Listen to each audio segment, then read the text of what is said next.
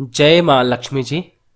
नमस्कार दोस्तों, आप सभी को नरक चतुर्दशी की हार्दिक शुभकामनाएं। क्या आप जानते हैं कि नरक चतुर्दशी क्यों मनाया जाता है?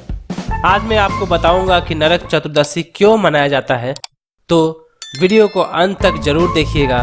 मैं मनीष पांडे, मैं अपने चैनल पांडे 2.0 में आपका स्वागत करता हूं। कार्तिक मास की कृष्ण पक्ष की चतुर्दशी तिथि को नरक चतुर्दशी मनाया जाता है। यह दिवाली से एक दिन पहले मनाया जाता है, इसलिए इसे छोटी दिवाली भी कहते हैं। इस साल छोटी दिवाली यानी कि नरक चतुर्दशी 3 नवंबर 2021 दिन बुधवार को मनाई जाएगी। नरक चतुर्दशी को रूप चतुर्दशी, नरक चौदस या काली चौदस भी कहा जाता है। धार्मिक मान्यताओं के अनुसार इस दिन विधि विधान से श्री हरि भगवान विष्णु की पूजा अर्चना करने से सौंदर्य की प्राप्ति होती है। इस दिन मृत्यु के देवता यमराज की भी पूजा होती है। घर के कोनों में दीप जलाकर अकाल मृत्यु से मुक्ति की कामना की जाती है। नरक चतुर्दशी की शाम को एक विशेष दिया जलाया जाता है, जिसमें 7 तरह का अनाज डाला जाता है, जैसे कि गेहूं, चावल, चना, मक्का, उड़द, जई, सरसों इत्यादि। फिर उस दिया को पूजा घर के दरवाजे पर रख दिया जाता है। रात को घर का सबसे बुजुर्ग सदस्य उस दिया को पूरे घर में घुमाता है और फिर उसे लेकर घर से बाहर कहीं दूर रखकर आता है, जिससे कि घर के किसी सदस्य की नजर उस दिया पे ना पड़े। यह दिया यम का दिया कहलाता है।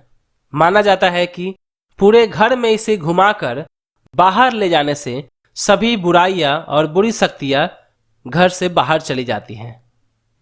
नरक चतुर्दशी त्यौहार मनाने के पीछे एक धार्मिक कथा है, जो कि नरकासुर से जुड़ा हुआ है। कहा जाता है कि नरकासुर भगवान वराह और माता भूदेवी का पुत्र था। चूंकि नरकासुर भगवान वराह और माता भूदेवी का पुत्र था, इसलिए बचपन में वह सत्कर्म करता था, लेकिन धीरे धीरे बुरी संगतों के साथ रहते हुए, जैसे कि वाणासुर या और भी सभी राक्षसों के बच्चे के साथ रहते हुए, वह बुराइयों पर चलने लगा, लोगों पर अत्याचार करना शुरू कर दिया। धीरे धीरे जब वो बड़ा हुआ तो उसकी माता ने उसको भगवान की तपस्या करने के लिए उसको भेज दिया। नरकासुर ने भगवान विष्णु की तपस्या की और कई वर्षों के बाद भगवान विष्णु जब उस पर प्रसन्न हुए तो उसने भगवान विष्णु से अमरत्व का वरदान मांगा, लेकिन भगवान विष्णु ने उसको मना कर दिया। तब नरकासुर ने उनसे कहा, चूंकि भगवान वराह मेरे पिताजी हैं और मैं इनका पुत्र हूं, तो मुझे आप एक वरदान दीजिए कि मैं अगर कभी भी अगर बुरे कर्मों पर चलूं तो भगवान विष्णु के अवतार और उस अवतार में उनका विवाह किसी साधारण कन्या से हो और उन दोनों के सहयोग से ही मेरा मृत्यु संभव हो। भगवान विष्णु तथास्तु कहकर अंतर्ध्यान हो गए। उसके बाद नरकासुर को लगा कि ऐसा कभी संभव होगा ही नहीं कि भगवान विष्णु का अवतार हो और उनकी पत्नी कोई साधारण कन्या हो, क्योंकि जब भी भगवान अवतार लेते हैं तो साथ साथ माता लक्ष्मी भी अवतार लेती है और उन्हीं के साथ उनका विवाह होता है। तो नरकासुर को लगा कि उसका कभी मृत्यु होगा ही नहीं।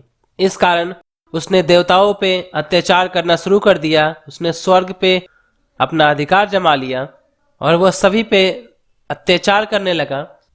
बाद में जब उसको पता चला कि भगवान विष्णु का अवतार हो चुका है और अब उनका विवाह किसी साधारण कन्या से होगा और उस साधारण कन्या से विवाह होने के बाद नरकासुर की मृत्यु हो जाएगी, यह सुनकर नरकासुर ने अपने राक्षसों को भेजकर जितनी भी कन्याएं विवाह के योग थी उन सभी को उसने अपहरण करवा लिया, जो कि 16,100 कन्याएं थी, और उनसे विवाह कर लिया।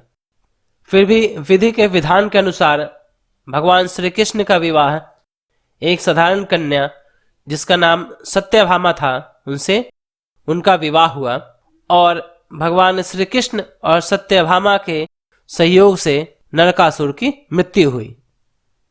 नरकासुर की मृत्यु के बाद भगवान श्री कृष्ण ने उन सभी 16,100 कन्याओं के साथ विवाह किया और उनको अपनी रानी बनाया। नरकासुर से मुक्ति मिलने के बाद उन सभी 16,100 कन्याओं ने दिया जलाया। कहा जाता है कि इसके बाद से नरक चतुर्दशी को दिया जलाया जाता है।